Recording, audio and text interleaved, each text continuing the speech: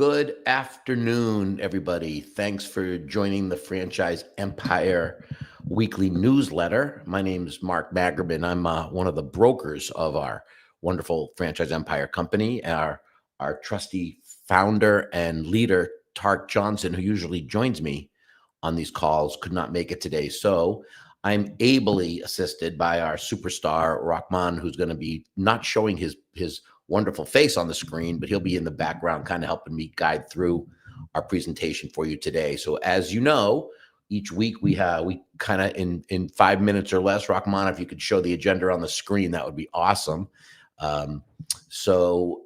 This week we will cover in 5 minutes or less, as we always do, a really exciting resale opportunity with $1 million in existing sales.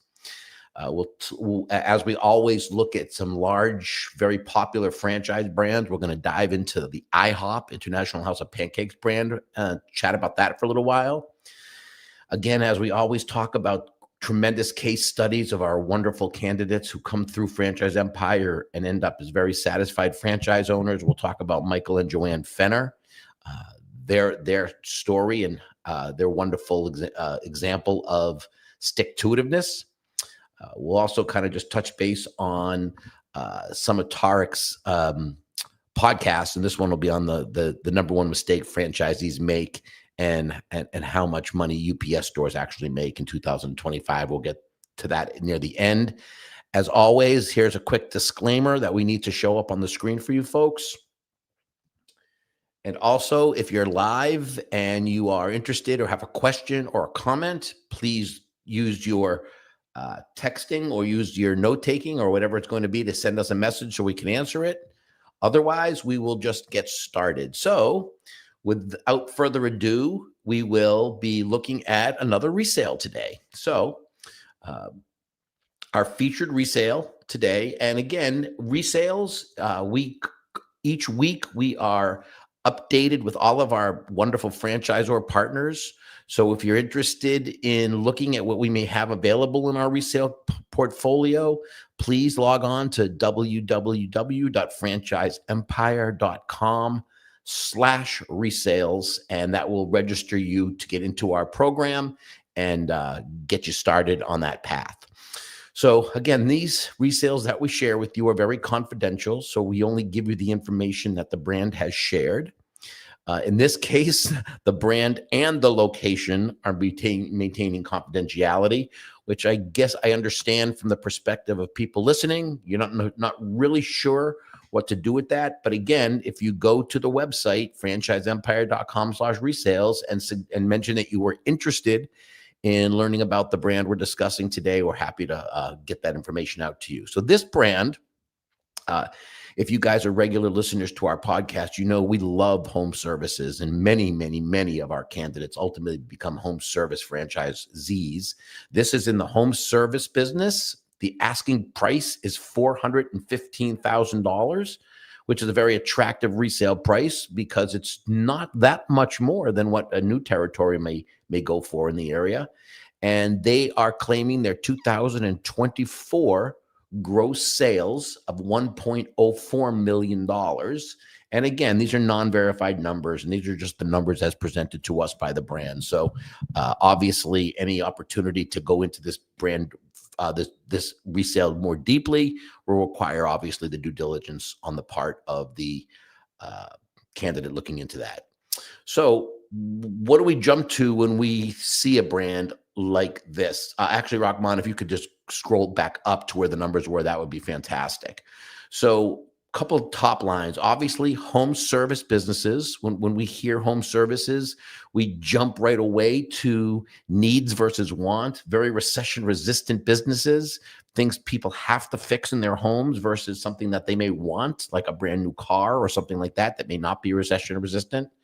So we got a recession-resistant business, gross sales of $1.04 million, and an asking price of $415,000. So what conclusions do we make on something like that? Well, again, if you've been listening to our conversations each week, you know that the asking price of a resale business is usually multiples of what the seller's saying that their discretionary earnings are. So if the asking price is $415,000 and they're trying to get, say, 3 or 4 times the EBITDA number, that would tell you that the profit number in this business might be somewhere around $100,000, seller discretionary in earnings. Again, obviously, you need to validate it, but a very affordable resale business. This has got systems in place, people in place. It's part of an established brand with proven systems and a long track record of success. You can keep scrolling, Rahman. Thanks. And it's a really great growth opportunity for a hands-on operator and experienced leader. So let's just pause on that for one quick second. So chances are that the seller is hands-on in his business and is not passive. That's my guess. It may not be the case, but I think anybody who'd be interested in purchasing this resale, if you have a history of buying businesses and this isn't your first one, then you might be able to take some of that acumen and add this to your portfolio. If you've never bought a resale business, whether a franchise or not, this is one where you would really want to be focusing on buying this business, but also operating it on your own as the owner operator. So you could learn the business, learn the staffing, learn the needs of the business. And then ultimately your goal would be to bring in another operator. So you could kind of segue out into more of a CEO type role, which would be the goal of many franchise owners who do these resales. So again, home services, definitely a team in place, definitely some margin to sink your teeth into, and a wonderful opportunity for somebody to take that and grow with it if they've got a track record or are not afraid to get in there and roll up their sleeves. And again, we have a list of over 100 resales at any given point in time with a variety of our brands. And again, if you pay attention to us, you know that we have a very strict procedures in adding brands to our portfolio. We are only going to introduce our candidates to brands that we have this track record with. So if you take those brands, there's over hundreds of resales every week with various brands spanning all different parts of the country, even into North America, even into northern North America or Canada. So please register, and that will get you access to our team and the opportunities that are there for you. So if I don't see any other questions, again, we can move on, Rahman, if you don't mind. So as you know, each week we also love to share success stories. Being in this business, I could say that there's probably nothing more gratifying for us in the business that we're in when you meet a candidate and you help guide them through the processes, and it results in them signing a franchise agreement and springboarding into life as entrepreneurs and really kind of achieving a lot of the goals and objectives they set for themselves. It's really very gratifying what we do. And this case was no different. Michael and Joann Fenner, I know these folks, these were candidates that I got to work with. Michael and Joann live in the South Carolina area, kind of on the border of South Carolina and Georgia. They came to us with a clear goal in mind. They wanted to find a business for Joann to run full time, with Michael supporting the growth behind the scenes while he continues in his full-time role. But he also was cognizant of the fact that he wanted to segue out of his corporate world, but they were really very smart about it. And it's one of the advantages we find when we get candidates that are husband and wife teams or partner teams, because you can afford the luxury of keeping one income while the other person focuses on the business. So in this case, that's what they were trying to do. Michael had spent 16 years working in avionics. He's a tremendously bright guy, a lot smarter than me, that's for sure. And both he and Joann were ready to build something on their own. They explored several service-based franchises, but weren't really set on any one specific industry. So we looked at a bunch. So they connected with me and our team, and we walked them through a series of questions and exercises that we like to put our candidates through. And together with my assistants, but mostly them, they narrowed in on a few high potential opportunities, and it quickly became clear that senior care was really where Joann seemed to shine. if I could say this, I'm sure she'd be okay with me saying it, but she's very shy. She would always actually just have Michael on the screen initially, and she wouldn't even show her face. So she's very painfully shy. But once she found this category with this niche, her personality came out. She was bubbly, very excited, very enthusiastic. So we introduced them to our friends over at Home Watch Caregivers, which is a brand that's owned by Neighborly, which we don't need to get too into it, but we have very good relationships with these folks, and they just bonded really well. The franchise development folks and Michael and Joann, they hit it off well. It was clear right from the start that that this was going to be a really good fit for them, offering strong systems, long-term growth, and the chance to make a real impact in their community. And once they were introduced to this brand, they said to me, Mark, we don't really want to talk to anybody else. We're really going to focus our sights on Home Watch. So they ultimately purchased 2 territories, interestingly enough, one in South Carolina and one over the border in Georgia that was highly recommended by the brand. And now they're officially on their way to building their legacy. They can grow together. And last conversation I had with both of them, they had already signed their first lease. And Michael, the bold guy that he is, was saying, hey, Mark, once we get this up and running, can you and I talk about maybe adding another franchise to our portfolio? Which, of course, I would say, absolutely, we can do that. So congratulations, Michael and Joann. It's the beginning of something really big, and we couldn't be more proud of you guys. And we're here to help you, even if you have any questions once you get up and running. So again, very, very nice people and very rewarding for the folks here at Franchise Empire who are able to help these guys with their dream. So congrats to you folks. You can keep going, Rahman. Thanks. So as you know, we dive into franchises of the week every week, ones that you definitely have heard of and maybe want learn a little bit more about. In this case, everybody has heard of IHOP, known as the International House of Pancakes. So let's dive into this brand a little bit, please.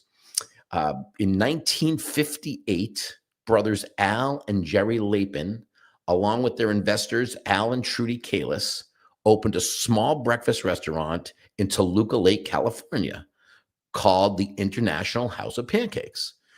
By 1960, the concept began franchising, making the start of what would become one of America's most recognizable family dining brands. In 1973, IHOP introduced its famous acronym, simplifying its name while expanding its reach. That means going from International House of Pancakes to IHOP, obviously. Through the 1980s, the company restructured around a bold mission to evolve from a breakfast-only spot into a 3-meal-a-day family restaurant.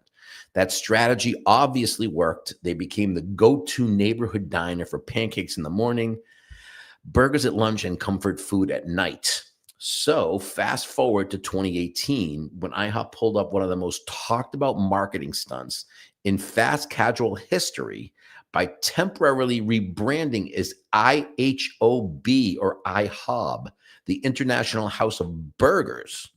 The move went viral overnight and successfully drew attention to its growing lunch and dinner offerings. Not sure if any of you remember that, but it was actually a really very bold strategy that most people didn't think was going to work, but it was very cool that they did that. So now the brand is part of what they call a company called Dine Brands Global, the same parent company that owns Applebee's, among others. They've expanded more to more than 1,800 restaurants across 17 countries, serve about 700 million pancakes every year, all through independently owned and operated franchise locations. So let's dive into what it takes to own an IHOP on your own, if that ever became something that you're interested in. Okay, from a numbers standpoint, the initial investment is between $639 and $2.8 million. And again, if you pay attention and you've been on these calls with us each week, these are the types of businesses that people don't get in to open one. This is usually a multi-play business opportunity, multiple units to be bought or sold. And in many cases, buying out resales would be conducive if you wanted to buy more than one. You could honestly operate one, but again, most of the people who are investing in these type of businesses are buying multiple units. The franchise fee is $20,000, which is very low. Royalty fee is 4.5% of gross sales. on top of a national advertising fee of 3.5%, which really makes it an 8% cost to the franchise owners. But when you think about it for a minute, you can't watch major sporting events or major television events without seeing IHOP being advertised. They spend their money really smartly. And as a franchise owner, your 3.5% allows them to keep those strong marketing and advertising brands going. Looking for candidates with a net worth of at least $1.5 million, which you can understand because of the cost to get involved, with minimum liquid assets, $500,000 or more. Again, if you pay attention to these calls, you know I was a multi-unit franchise owner as well. We ultimately, my partner and I, ultimately went out and got a couple smaller partners, smaller investor partners, so we could make sure we had the liquid capital that we need. So usually these businesses tend to have partnerships unless you have just tremendous earnings and wealth attached to your name. Who are they looking for? Who's IHOP want to see become franchise owners? They're looking for experienced operators, business leader or multi-unit restaurant operator with strong management and operational experience. It's not for the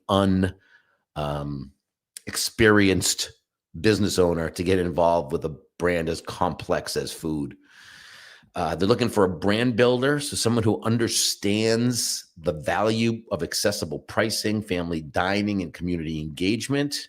Somebody obviously growth-minded, capable of developing multiple restaurants within a defined territory, but also not only developing them, but managing them. They don't manage themselves.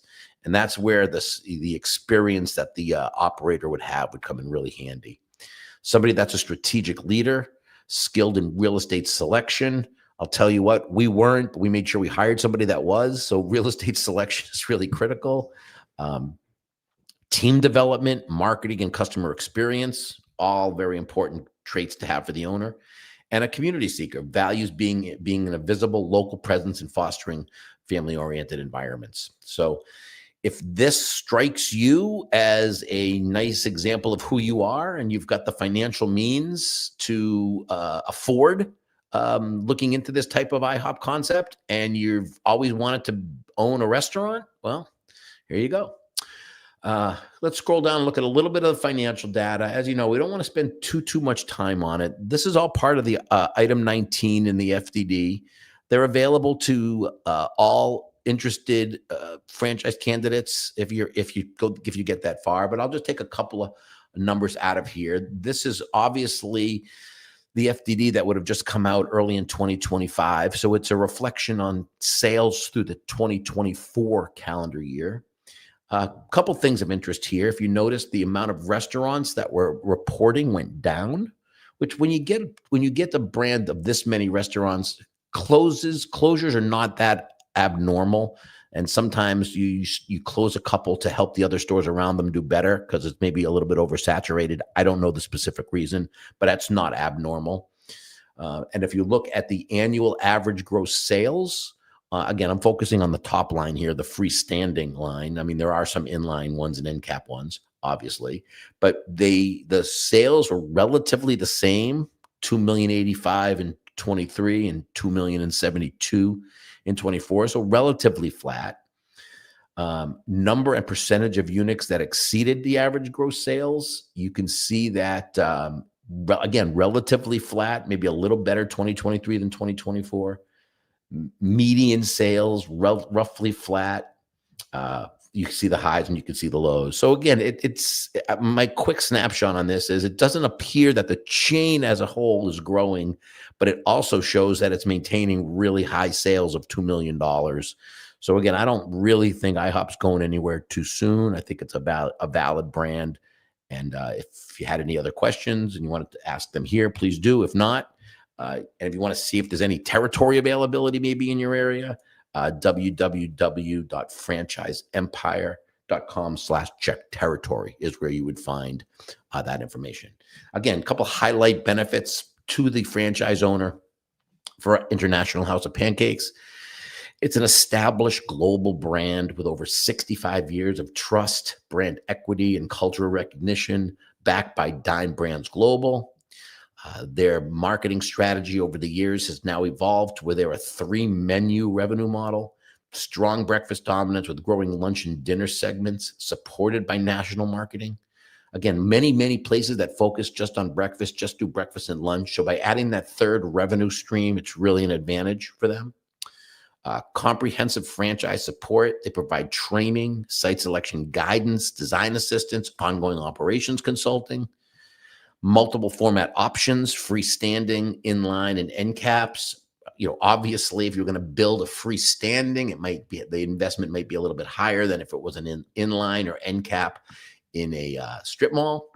But definitely options, and they range from 1,000 to 4,500 square feet. And again, a proven multi-unit growth model, preferred partnerships for operators who can develop multiple locations. So not an owner-operator model, not a one-off type model. So that's a little bit about IHOP. So if you had any questions or comments or wanted to learn more about it, hit the link below, franchisempire.com/check territory is where we can help you find that information. Okay, Rahman, you can keep going. Thanks. And last but not least, as we kind of wrap up these calls, again, it's going to be a little quicker today because I don't have Tarek in here going back and forth with me on it. So we're just getting right to the point. Probably a lot of you will probably be glad that this will be a shorter meeting. But you know that Tarek does his Zero to Profitable Franchising podcast on a regular basis with really exciting guests. And the one that's attached here, please feel free to look at it if you haven't already. It's the #1 mistakes that franchisees make. And again, to get, can you put that back on the screen, Rahman, please? I just want to read that out loud again, if you don't mind. So if you want to subscribe to the Franchise Empire Show YouTube channel for our latest podcast episodes, you can go to www.youtube.com/channel. You can see it right there. And that's how you can register to be part of the Zero to Profitable Franchise podcasts. He does them weekly. He has different guests, different franchisees and franchisors. Very, very knowledgeable. I try to listen to them myself. The one that we're talking about here, if you mind, you can keep scrolling, Rahman, please. The #1 mistake franchisees make. Thinking about buying a franchise before you write the check or jump on a call, there's one question that could make or break your success. Can you actually follow a system? In this episode, Tarek breaks down why some candidates get rejected, how franchisors quietly test you before awarding a territory, and the #1 trait that separates the top performing franchisees from everybody else. So if you think it's just plug and play, you'll find by listening into Tarek's video here that it is definitely not that. So again, you can either watch on YouTube or wherever else you listen to your podcast platforms. He also has a episode this week. We want to talk about a UPS store, which we've actually done in the past. Is a UPS store actually worth the investment? In this video, Tarek walks you through the costs, the fees, average sales data, pretty much all the things that we just looked at when we were talking about IHOP. Again, you could get that on YouTube. You could register with us here at Franchise Empire. Any way you want to get your podcast. But these are really very helpful sessions for those thinking about franchising, not sure where to start. We find that so many of our candidates appreciate the information and the education that we're providing, all free of charge, by the way, really helping them with their journey. So that's kind of a wrap for this week's newsletter. Please feel free to reply with questions or feedback. We're really grateful you guys take time, whether it's live today or you listen to it at your convenience. I apologize for Tarek not being in attendance. He'll be back next week. We'll be back with another episode. And as always, thanks very much for your time. And we hope we get the chance to talk to you real soon. Enjoy your day. Thanks. Bye-bye.